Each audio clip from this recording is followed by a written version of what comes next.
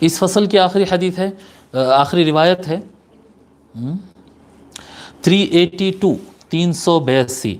وقال الإمام جلال الدين السيوطي أحاديث رفع اليدين في الدعاء فقد ورد عنه صلى الله عليه وآله وسلم نحو 100 حديث فيه رفع يديه في الدعاء.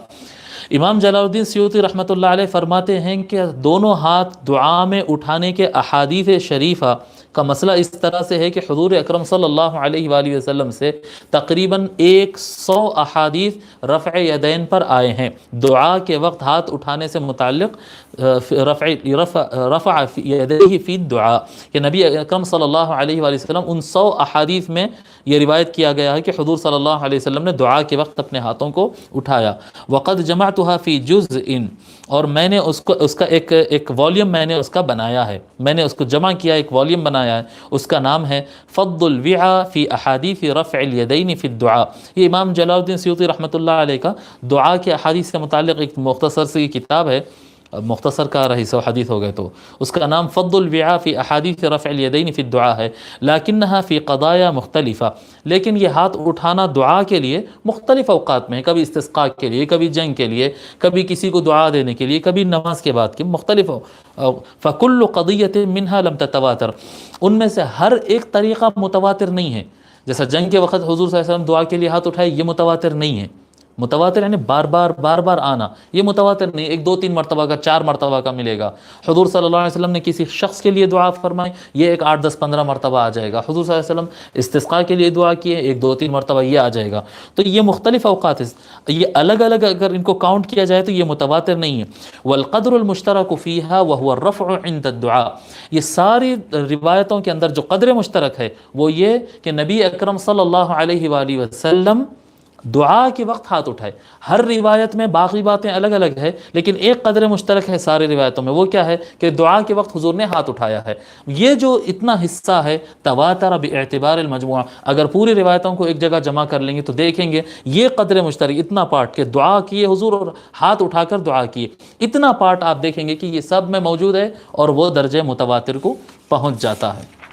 ٹھیک ہے. امام جلال الدین سیوطی رحمۃ اللہ علیہ کی کتاب کا نام لکھ لیجئے، تدریب الراوی. تدریب الراوی فی شرح تقریب النواوی.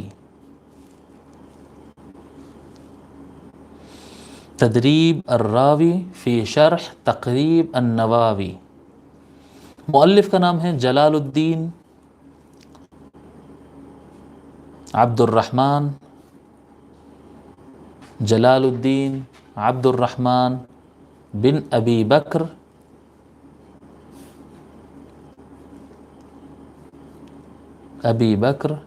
السیوطی. السیوطی. آپ کی وفات 911 ہجری کو آپ کی وفات ہے، 911 ہجری کو آپ کی وفات ہوئی. ٹھیک ہے صاحب، تو یہ چیپٹر مکمل ہو گیا.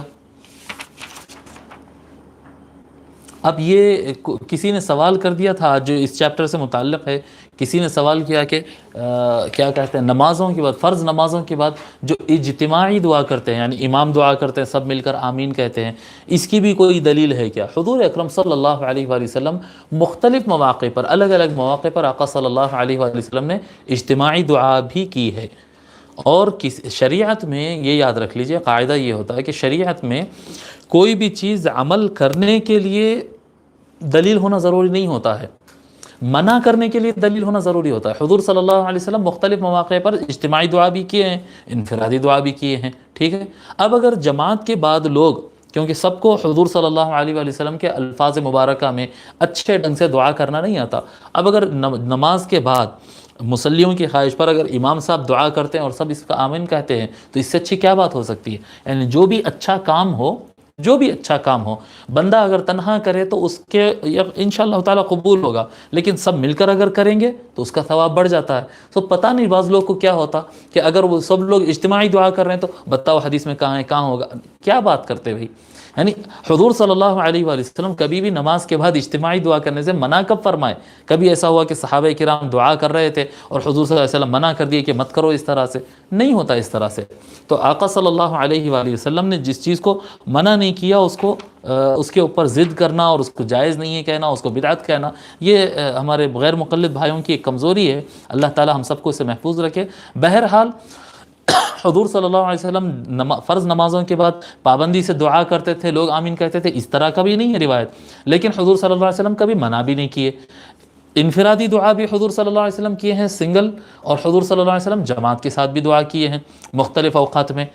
اگر کوئی اس طرح سے دعا کرتے ہیں تو وہ بالکل جائز ہے، بالکل جائز، اس میں کوئی ممانعت نہیں ہے۔